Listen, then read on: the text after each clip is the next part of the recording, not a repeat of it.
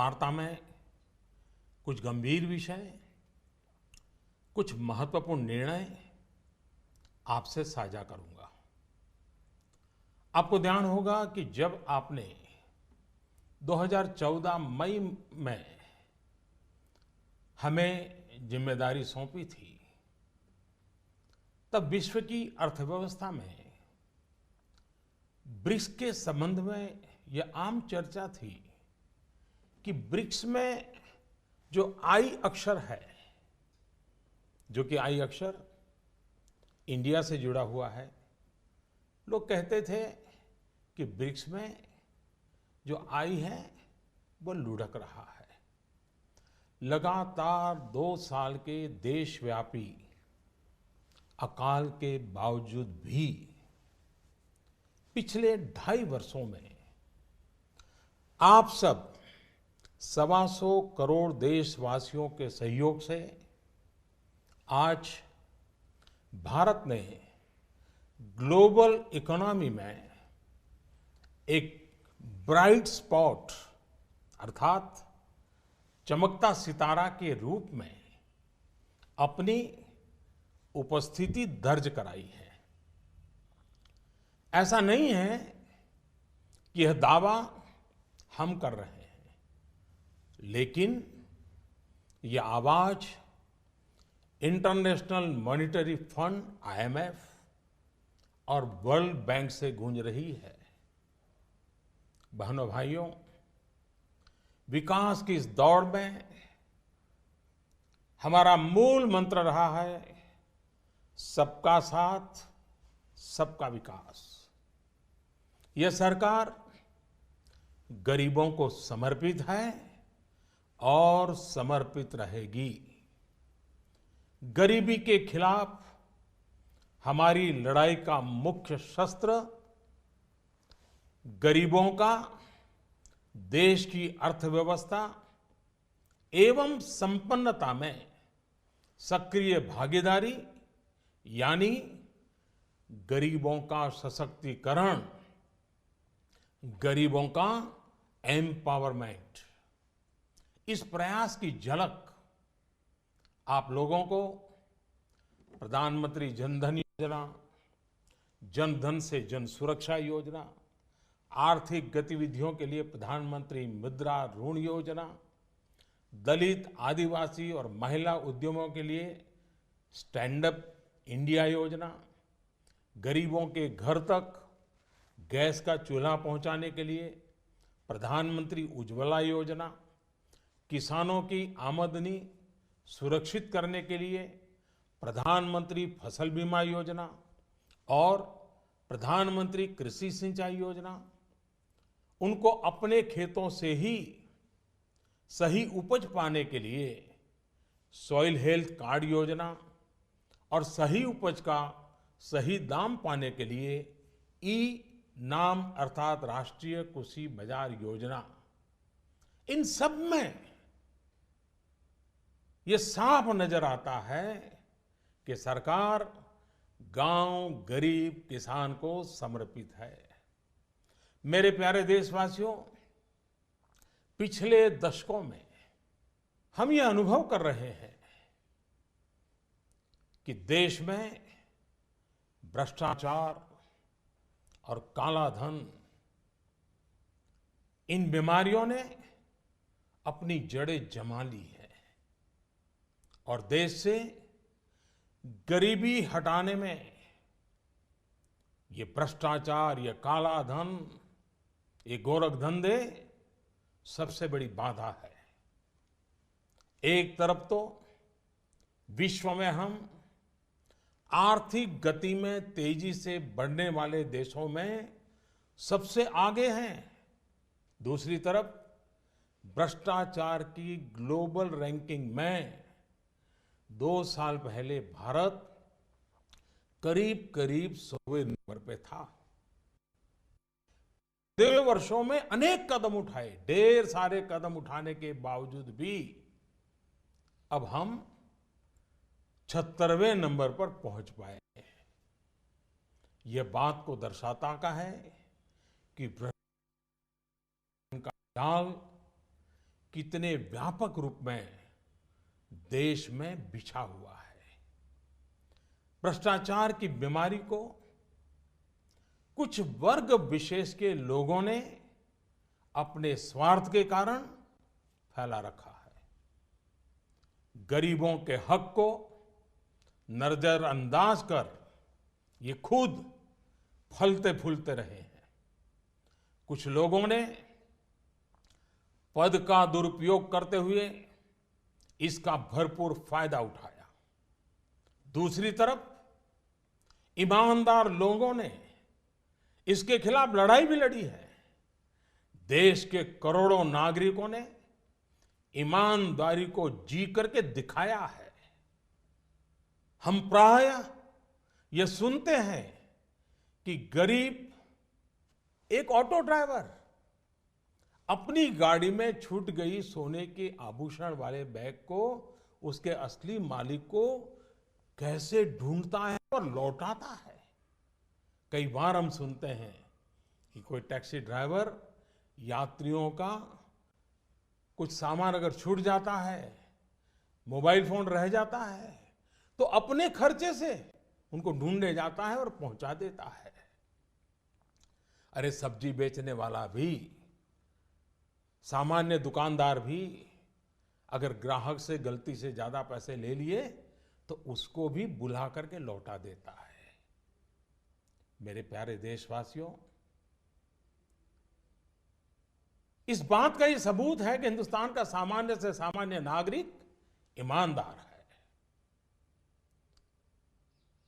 लेकिन मेरे प्यारे देशवासियों, हर देश के विकास के इतिहास में ऐसे क्षण आए हैं जब एक शक्तिशाली और निर्णायक कदम की आवश्यकता महसूस की गई।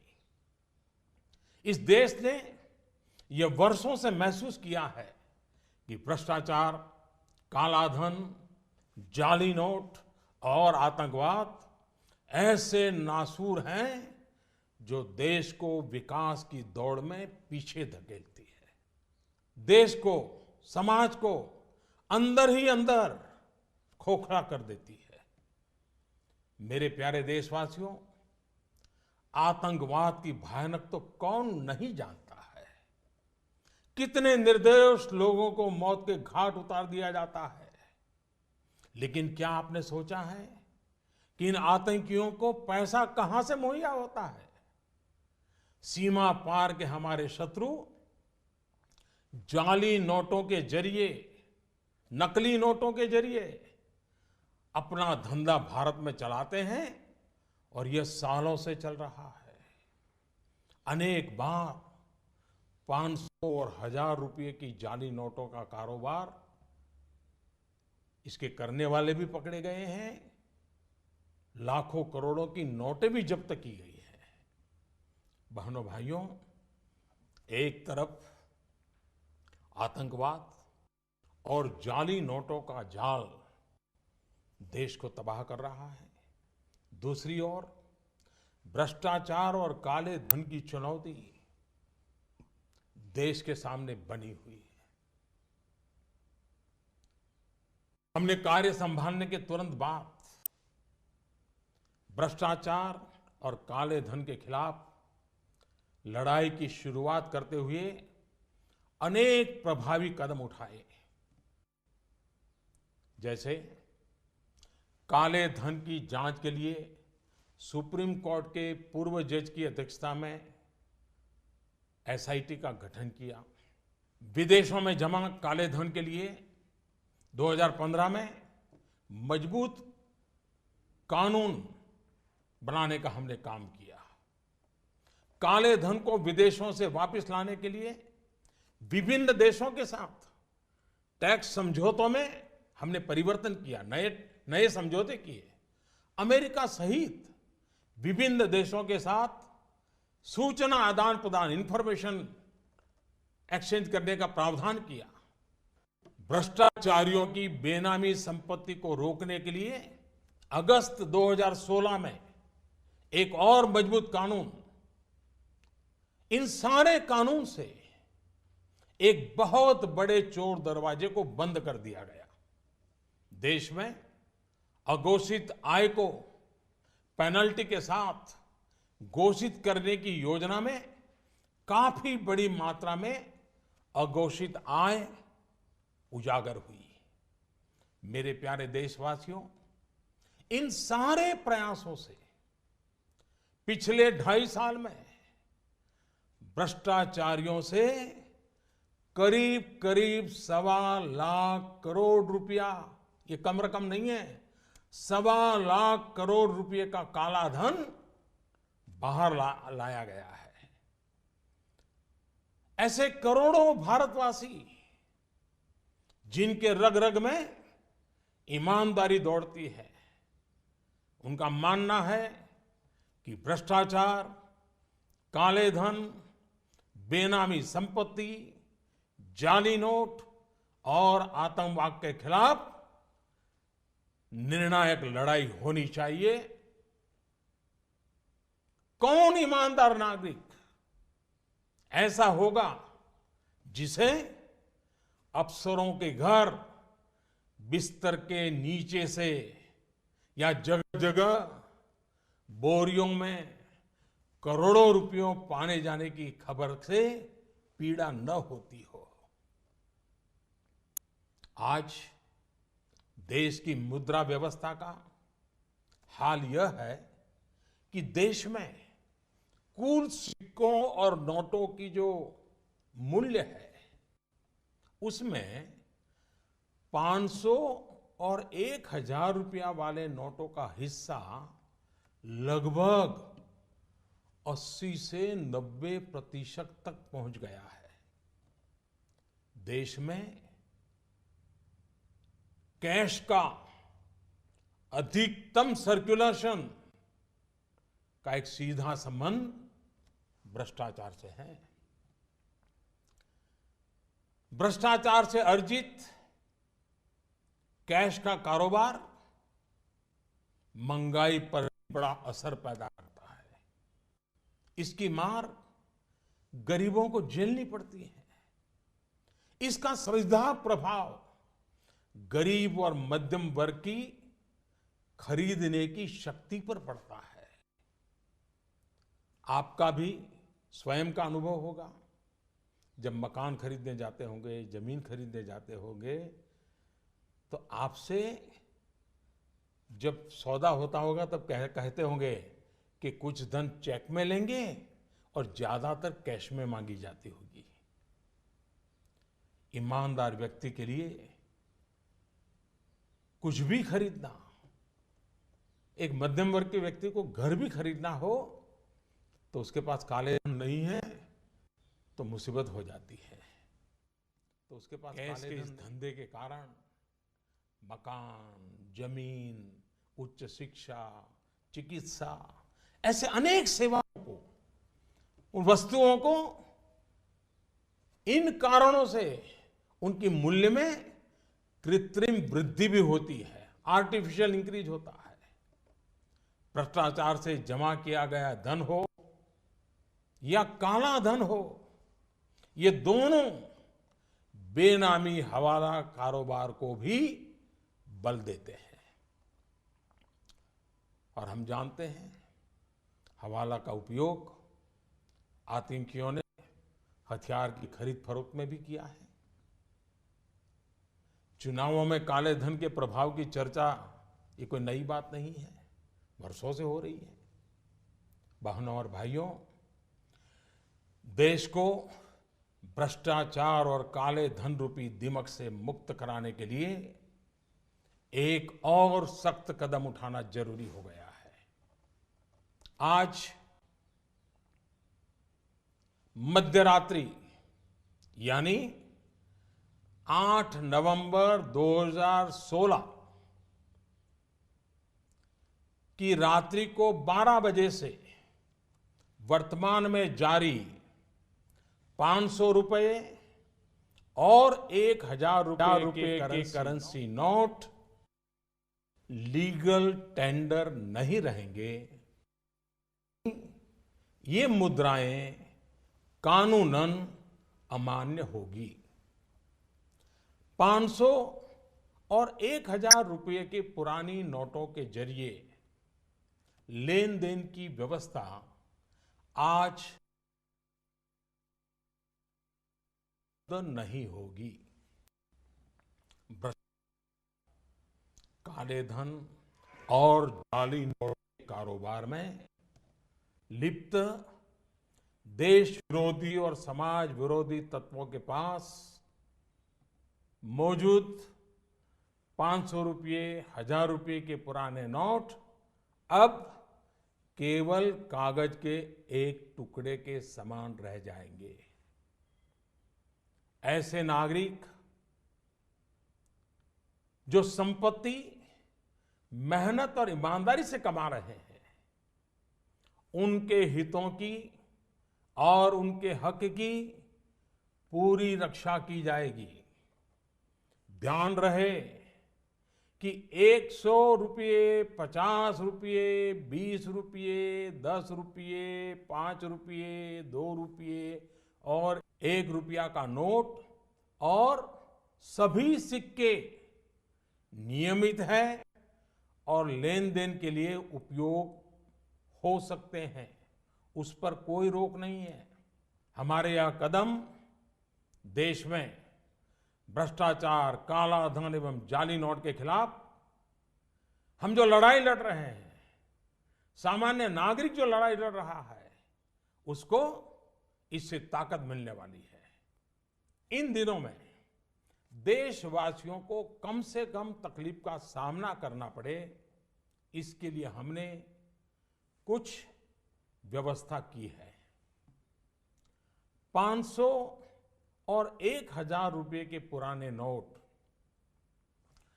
10 नवंबर से लेकर 30 दिसंबर 2016 तक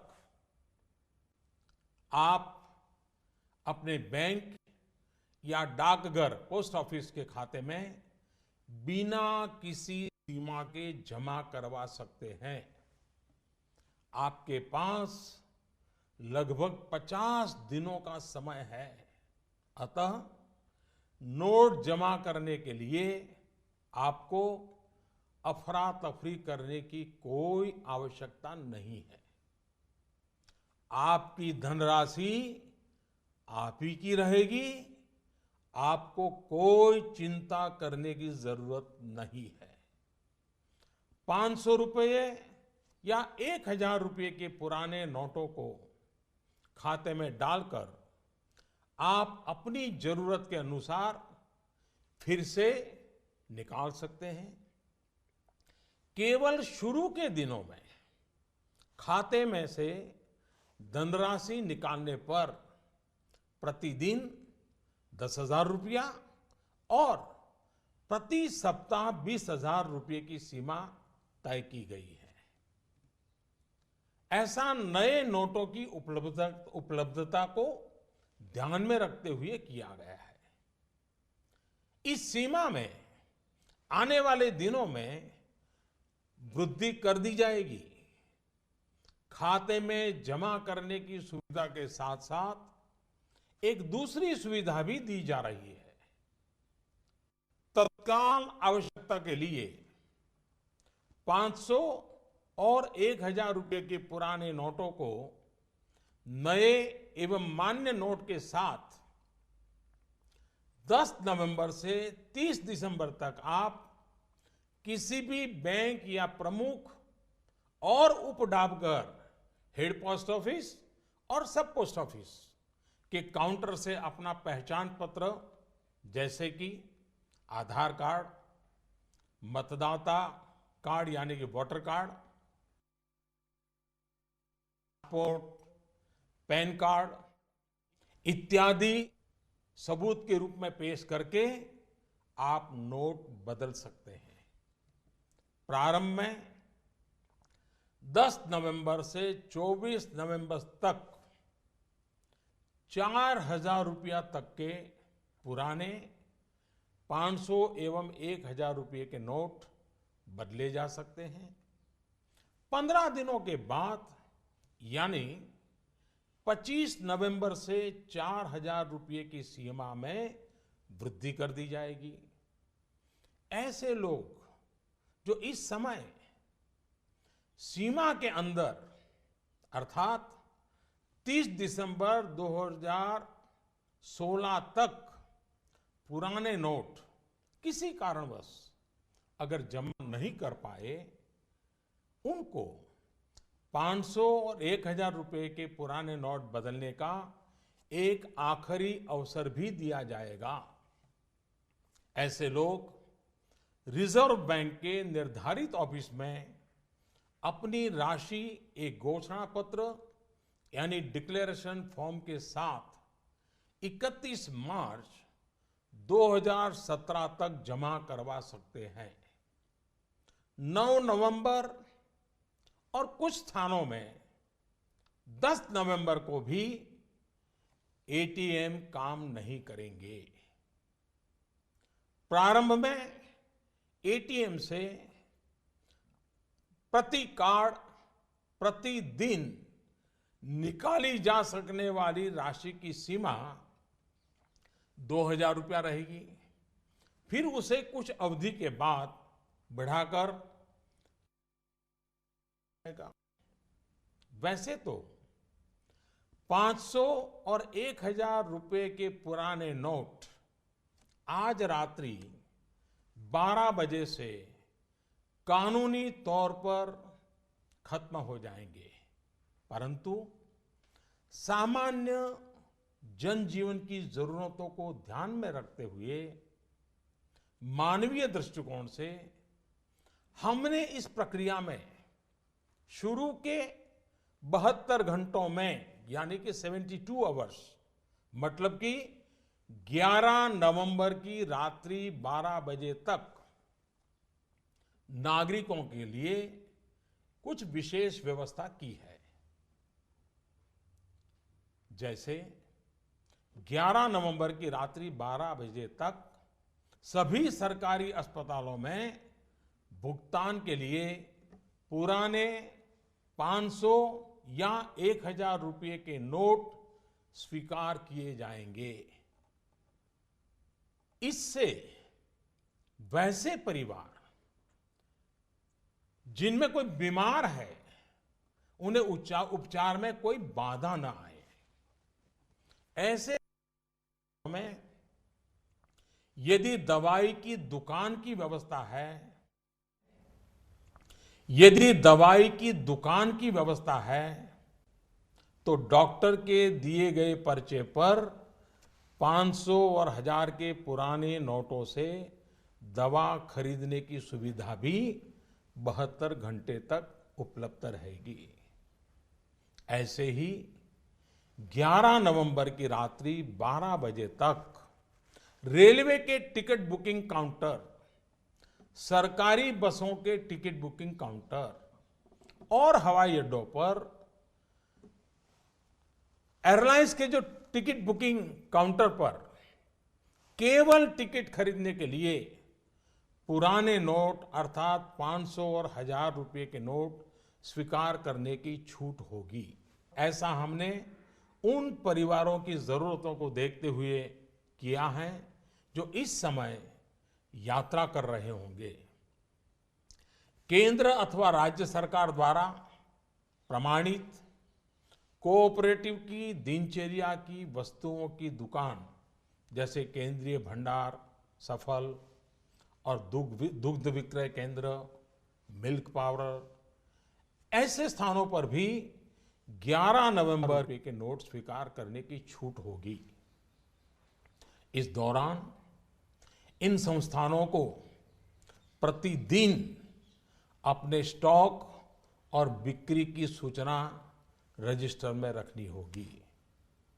सार्वजनिक क्षेत्र पब्लिक सेक्टर के पेट्रोल एवं CNG gas station, retail outlet,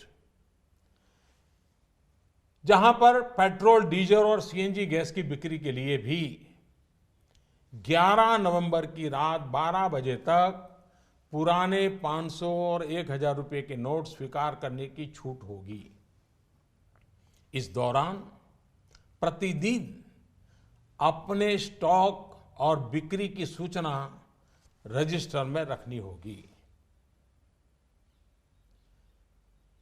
शवदाह गृह, श्मशान गृह, क्रेमेटोरियम, ऐसी जगहों पर भी 11 नवंबर की रात 12 बजे तक पुराने 500 और 1000 रुपए के नोट स्वीकार करने की छूट होगी।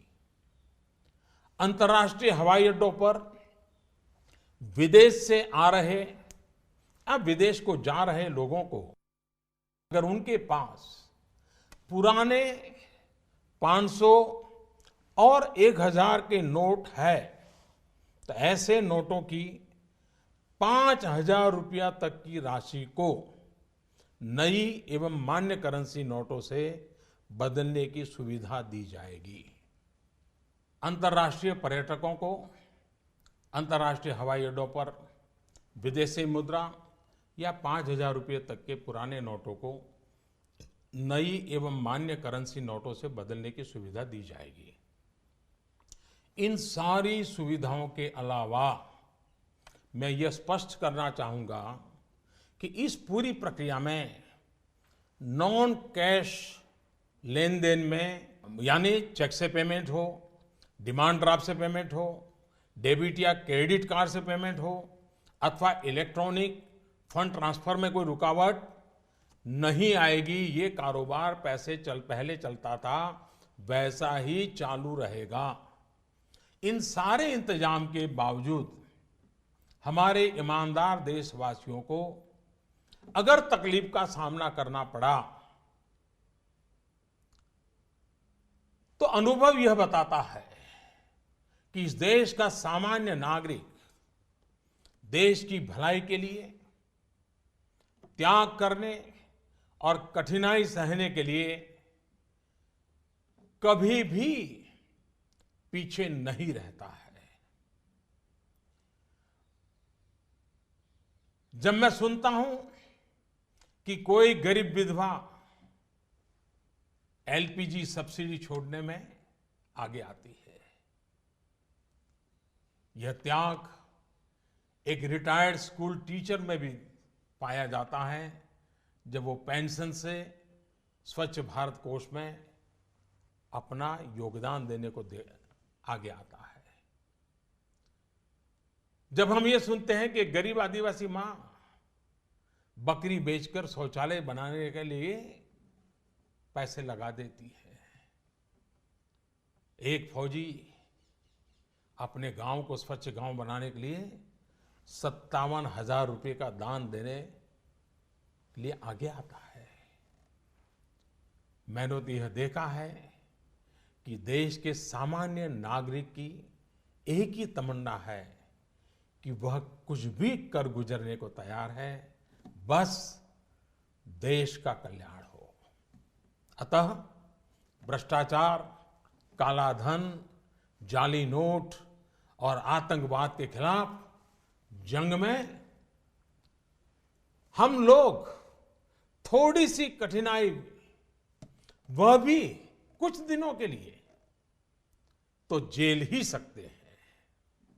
मेरा पूरा विश्वास है कि देश का प्रत्येक नागरिक भ्रष्टाचार के खिलाफ शुचिता के इस महायज्ञ में एकजुट होकर के, मिल करके खड़ा होगा।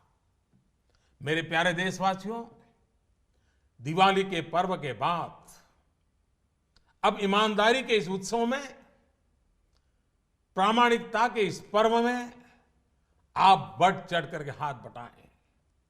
मेरा पूरा विश्वास है कि देश के सभी राजनीतिक दल, राजनीतिक कार्यकर्ता, सामाजिक एवं शैक्षणिक संस्थाएं, मीडिया, समाज के सभी वर्ग इस महान कार्य में सरकार से भी ज्यादा बढ़ चढ़ करके भाग लेंगे, सकारात्मक भूमिका अदा कराएंगे और इस पवित्र कार्य को सफल बना के ही रहेंगे। मेरे प्यारे देशवासियों, ये बातें जब सब मैं आपके सामने रख रहा हूं, इसी समय सरकार के अलग अलग विभागों को भी जानकारी हो रही है। बैंक हो, पोस्ट ऑफिस हो, रेलवे हो, अस्पताल हो, उनके अधिकारियों को भी इस विषय की इसके पहले कोई जानकारी नहीं मिली है, क्योंकि इस काम में गोपनीयता बहुत ही आवश्यक थी। ऐसी स्थिति में रिजर्व बैंक सभी बैंक्स और पोस्ट ऑफिस को कम समय में बहुत सारी व्यवस्था करनी उनके सामने है, बड़ा है। इस व्यवस्था में कुछ समय तो जाएगा, इसलिए रिजर्व बैंक ने यह फैसला लिया है कि 9 नवंबर को सभी बैंक पब्लिक कार्य के लिए बंद रहेंगे। नागरिकों को असुविधा होगी। मेरा पूरा भरोसा है कि बैंक और पोस्ट ऑफिस के काम करने वाले सभी साथी देश हित में इस पवित्र कार्यक्रम को सफलतापूर्वक परिपूर्ण करेंगे। भूतकाल में उन्होंने ये करके दिखाया है। मेरा जनता जनार्दन से इतना ही आग्रह है कि सभी नागरिक धैर्य रखते हुए सभी बैंक्स और पोस्ट ऑफिस के अधिकारियों को सहयोग करें। यही मेरी उनसे आग्रहपूर्वक विनती है। बहनों और भाइयों, समय समय पर मुद्रा व्यवस्था को ध्यान में रखकर रिजर्व बैंक केंद्र सरकार की सहमति से नए अधिक मूल्य के नोटों को सर्कुलेशन में लाता रहा है। 2014 में रिजर्व बैंक ने 5,000 और 10,000 रुपए के करेंसी नोट का प्रस्ताव सरकार को भेजा था, जिसे हमारी सरकार ने विचार विमर्श के बाद अस्वीकार कर दिया था। अब इस पूरी प्रक्रिया में रिजर्व बैंक द्वारा 2,000 रुपए के नए नोट के प्रस्ताव को स्वीकार किया गया है। पूरी तरह से नए तौर पर डिजाइन किए गए 500 रुपए और 2,000 रुपए के नए नोट, नए करेंसी नोट अब सर्कुलेशन में लाया जाएगा। रिजर्व बैंक अपने पिछले अनुभवों को ध्यान में रखते हुए करेंसी सर्कुलेशन में अधिक मूल्यों के नोटों का हिस्सा अब एक सीमा के अंदर ही रहे, इसके लिए रिजर्व बैंक आवश्यक प्रबंध करेगा। अंत में मेरे प्यारे देशवासियों, मैं यह दोहराना चाहता हूं कि किसी देश के इतिहास में ऐसे क्षण आते हैं जब हर व्यक्ति यह महसूस करता है कि उसे भी उस क्षण का हिस्सा बनना है, उसे भी राष्ट्रहित में, राष्ट्र निर्माण में अपना योगदान देना है। परंतु ऐसे क्षण हर किसी की जिंदगी में गिने चुने ही आते हैं। आज समय हमें फिर से एक अवसर दे रहा है। हर सामान्य नागरिक भ्रष्टाचार, काला धन, जाली नोट के खिलाफ इस महायज्ञ में, इस लड़ाई में अपना योगदान दे सकता है। बहनों और भाइयों, आपसे इस प्रक्रिया में जितना सहयोग मिलेगा, शुद्धिकरण उतना ही सफल होगा। देश के लिए यह चिंता का कारण था कि भ्रष्टाचार और काले धन को जीवन का एक सहज हिस्सा मान लिया गया था। यह सोच आज हमारे राजनीतिक, सामाजिक और प्रशासनिक जीवन को दीमक की तरह खाए जा रहा है। शासन व्यवस्था का कोई भी अंग इस दीमक से अछूता नहीं है। समय समय पर हमने देखा है कि भारत के सामान्य जनमानस को अगर भ्रष्टाचार और कुछ दिनों की असुविधा में से एक को चुनना हो तो बेहिचक, मैं कहता हूं बेहिचक, मेरे देश का ईमानदार नागरिक असुविधा को तो चुनेगा, लेकिन भ्रष्टाचार को कदापि नहीं चुनेगा। आपसे मैं फिर एक बार आह्वान करता हूं कि आइए, जैसे आपने दिवाली के पर्व में अपने घर और आस पड़ोस की सफाई की, वैसे ही सफाई के काम को आगे बढ़ाते हुए हम इस महायज्ञ में अपनी भी कुछ आहुति डालकर इसे सफल बनाएं। इतने बड़े देश में इतनी बड़ी सफाई के महापर्व में असुविधा को ध्यान में न रखते हुए आइए सभी शुचिता की दिवाली मनाएं। पूरे विश्व को भारत की इस ईमानदारी का उत्सव दिखाएं। पूरे देश में प्रामाणिकता का पर्व मनाएं, जिससे भ्रष्टाचार पर लगाम लग सके, काले धन पर नकेल कस सके, जाली नोटों का खेल खेलने वालों को नेस्त नाबूद कर सके, जिससे कि देश का धन गरीबों के काम आ सके। हर ईमानदार नागरिक को देश की संपन्नता में उसकी उचित हिस्सेदारी मिल सके, आने वाली पीढ़ी गर्व से अपना जीवन जी सके। मैं आप सबके सहयोग के लिए पूरे विश्वास के साथ 125 करोड़ देशवासियों की मदद से भ्रष्टाचार के खिलाफ इस लड़ाई को और आगे ले जाना चाहता हूं। मुझे विश्वास है आपका साथ, आपका सहयोग हमारी आने वाली पीढ़ियों के लिए प्रेरक बनेगा। मैं फिर एक बार आपका हृदय से बहुत बहुत आभार व्यक्त करता हूं। भारत माता की जय। मेरे प्यारे देशवासियों, I hope we ended the festive season of Diwali with joy and new hope. Today, I'll be speaking to you about some critical issues and important decisions.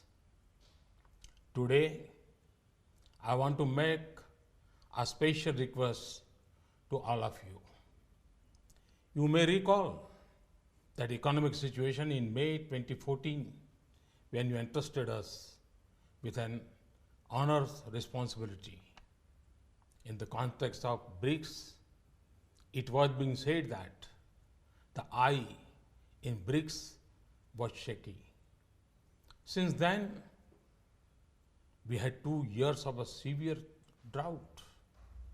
Yet, in the last 2.5 years, with the support of 125 crore Indians, India has become the bright spot in the global economy. It is not just we who are saying this. It is being stated by the International Monetary Fund and the World Bank. In this effort for development, our motto has been Sabka Saath, Sabka Vikas. We are with all citizens and for development of all citizens. This government is dedicated to the poor.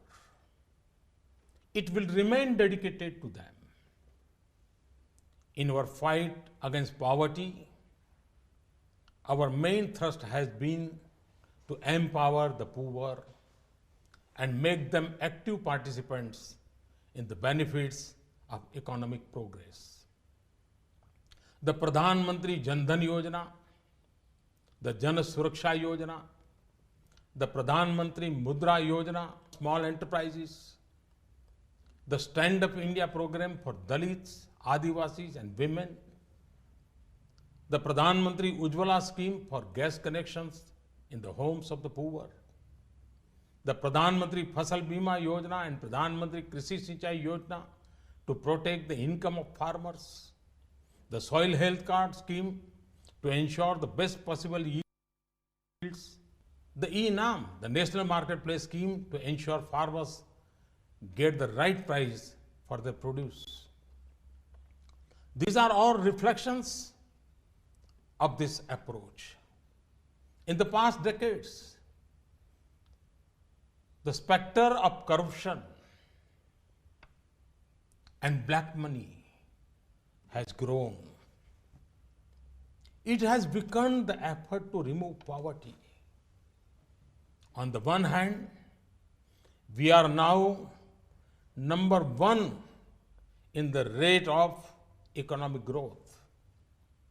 But on the other hand, we were ranked close to 100 in the global corruption perception ranking 2 years back. In spite of many steps taken, we have only been able to reach a ranking of 76 now. Of course, there is improvement. This shows the extent to which corruption and black money have spread their tentacles. The evil of corruption has been spread by certain sections of society for their selfish interests. They have ignored the poor and cornered the benefits. Some people have misused their office for personal gain. On the other hand, honest people have fought against the evil. Crores of common men and women have lived this life with integrity. We hear about poor auto rickshaw drivers returning gold ornaments left in the vehicles to their rightful owners. We hear about taxi drivers who take pains to locate the owners of the cell phones left behind. We hear vegetable vendors who return excess money given by customers. There comes a time in the history of country's development when a need is felt for a strong and decisive step. For years, this country has felt that corruption, black money, and terrorism are fast-running source holding us back in the race towards development. Terrorism is a frightening threat. So many have lost their lives because of it. But have you ever thought about how these terrorists get their money? Enemies from across the border run their operations using fake currency notes. This has been going on for years.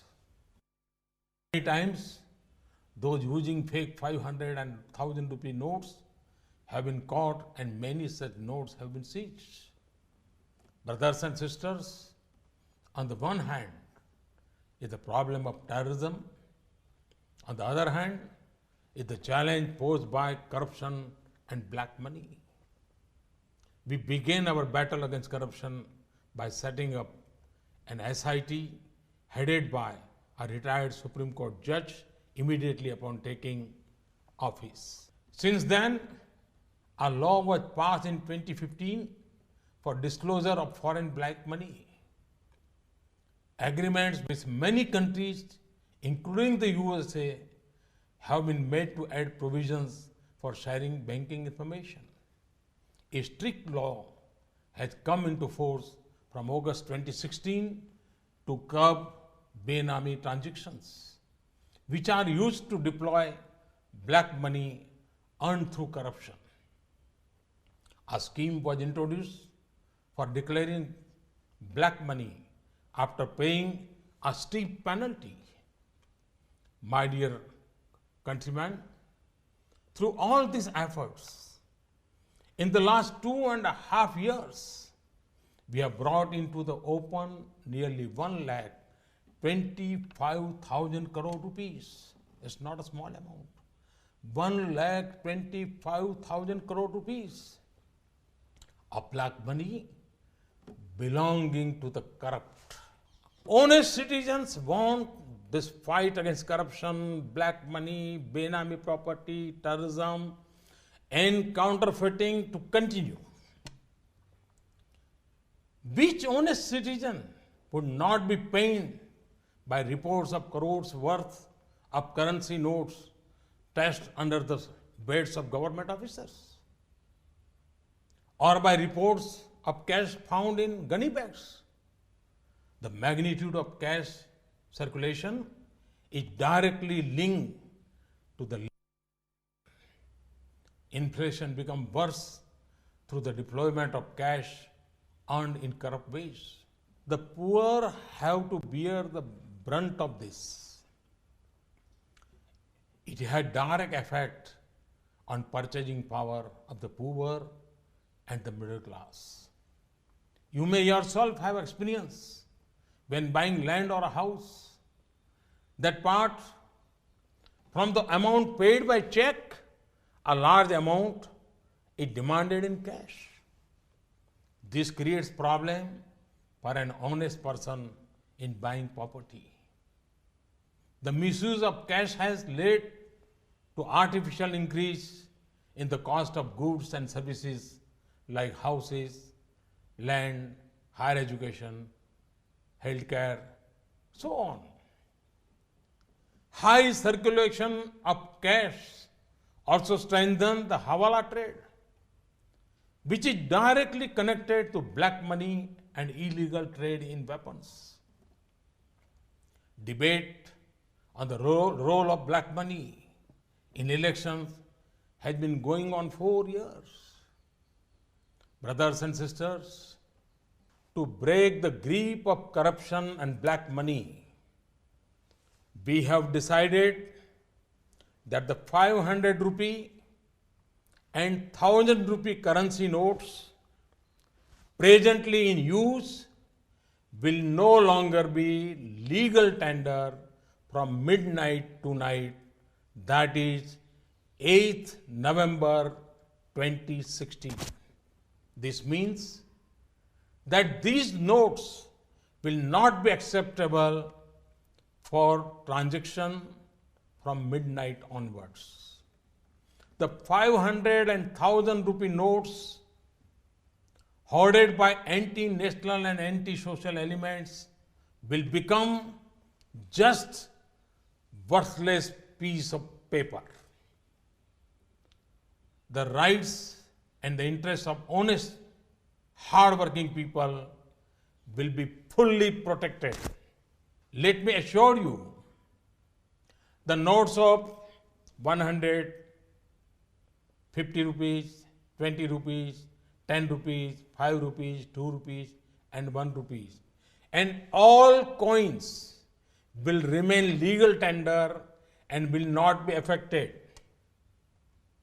This step will strengthen the hands of the common man in the fight against corruption, black money, and fake currency.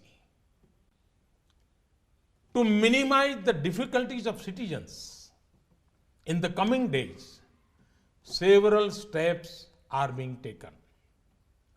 Persons holding old notes of 500 or 1,000 rupees can deposit these notes in their bank or post office account from 10th November till close of banking hour on 30th December 2016 without any limit. Thus, you will have 50 days to deposit your notes and there is no need for panic. Your money will remain yours. You need have no worry on this point. After depositing money in your account, you can draw it when you need it. Keeping in mind the supply of new notes in the first few days, there will be a limit of 10,000 rupees per day and 20,000 rupees per week. This limit will be increased in the coming days. Apart from depositing your notes in your bank account, another facility will also be there. For your immediate needs, you can go to any bank, head post office or sub post office.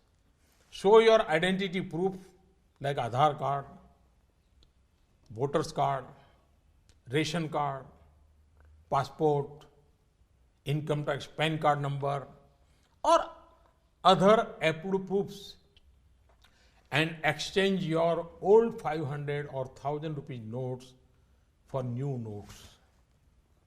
From 10th November till 24th November, the limit for such exchange will be 4,000 rupees. From 25th November till 30th December, the limit will be increased.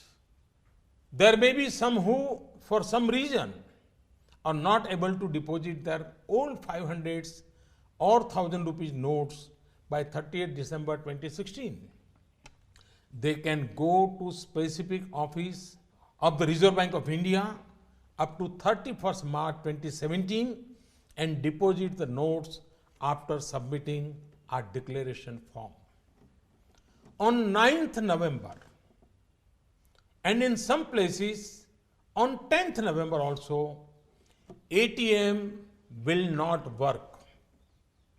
In the first few days, there will be a limit of 2,000 rupees per day per card.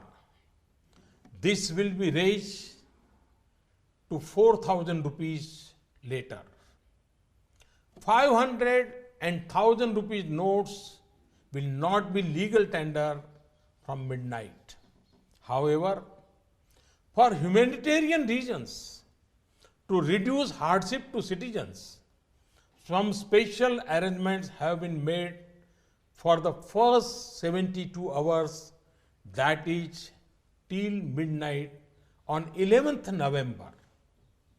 During this period, government hospitals will continue to accept 500 and 1,000 rupee notes for payment. This is for the benefit of those families whose members may be unwell. Pharmacies in government hospitals will also accept these notes for buying medicines with doctor's prescription.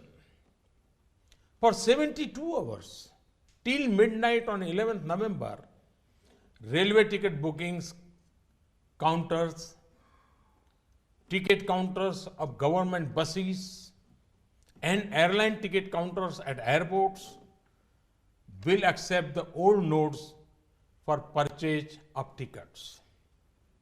This is for the benefit of those who may be traveling at this time. For 72 hours, 500 and 1,000 rupees notes will be accepted also at petrol, diesel and CNG gas stations, authorized by public sector oil companies, consumer cooperative stores authorized by state or central government, milk booths authorized by state governments, crematoria and burial grounds.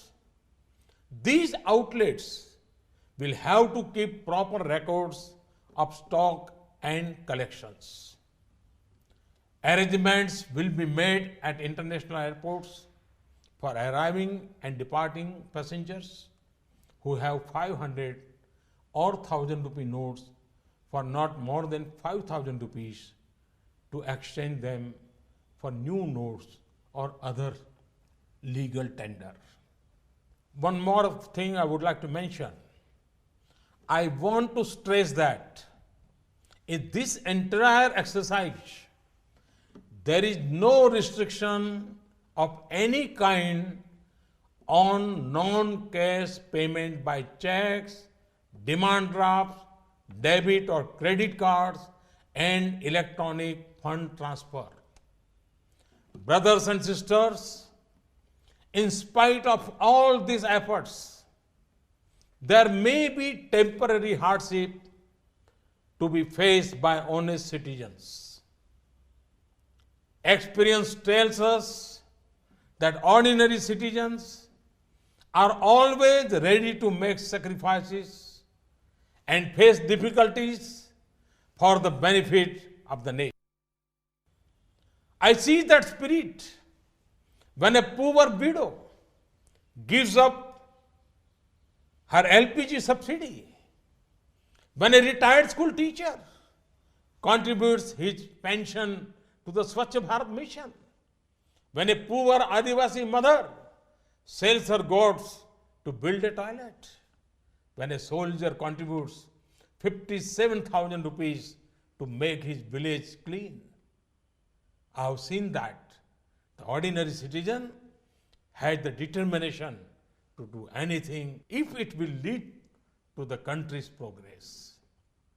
So, in this fight against corruption, black money, fake currency, fake notes, and terrorism, in this movement for purifying our country, will our people not put up with difficulties for some days?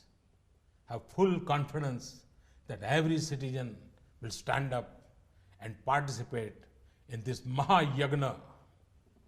My dear countrymen, after the festivity of Diwali, now join the nation and extend your hand in this Imandari ka Utsav. This Pramanikta ka Parva, this celebration of integrity, this festival of credibility. I'm sure that all political parties, all governments, social services organizations, the media, and indeed all sections of society will take part in this with enthusiasm and make it a success. My dear countrymen, secrecy was essential.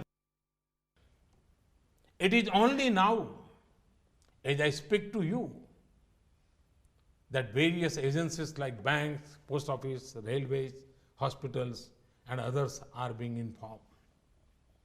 The Reserve Bank, banks, and post offices have to make many arrangements at very short notice. Obviously, time will be needed. Therefore, all banks will be closed to the public on 9th November. This may cause some hardship to you. I have full faith that banks and post offices will successfully carry out this great task of national importance. However, I appeal to all of you to help the banks and post offices to meet this challenge with poise and determination.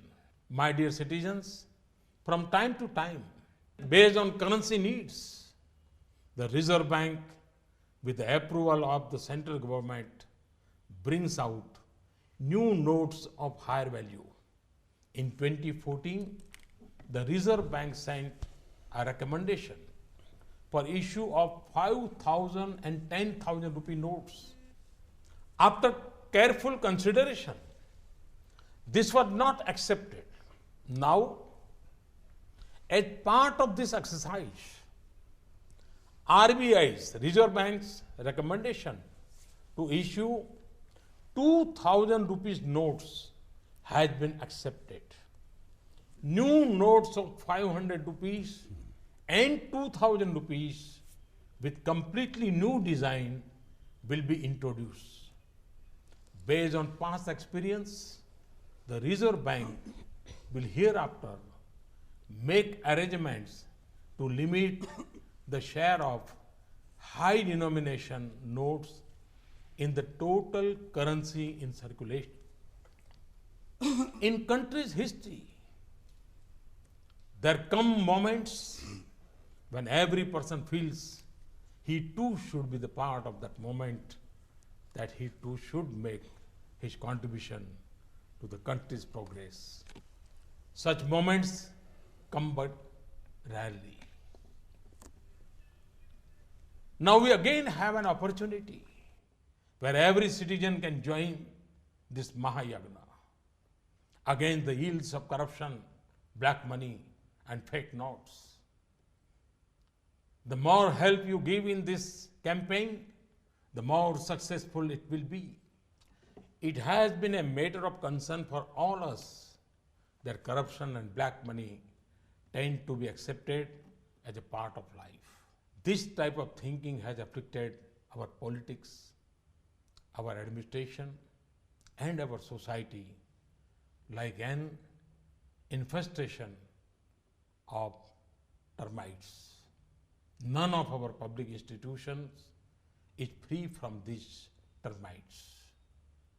Time and again, I've seen that when the average citizen has to choose between accepting dishonesty and bearing inconveniency, they always choose to put up with inconvenience. They will not support dishonesty.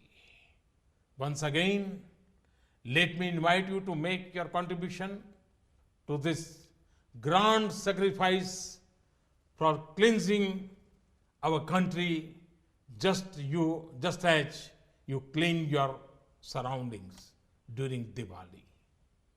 Let us ignore the temporary hardship. Let us join this festival of integrity and credibility. Let us enable coming generation to live their lives with dignity. Let us fight corruption and black money. Let us ensure that the nation's wealth benefits the poor. Let us enable law-abiding citizens to get their due share. I have confidence in 125 crore people of India.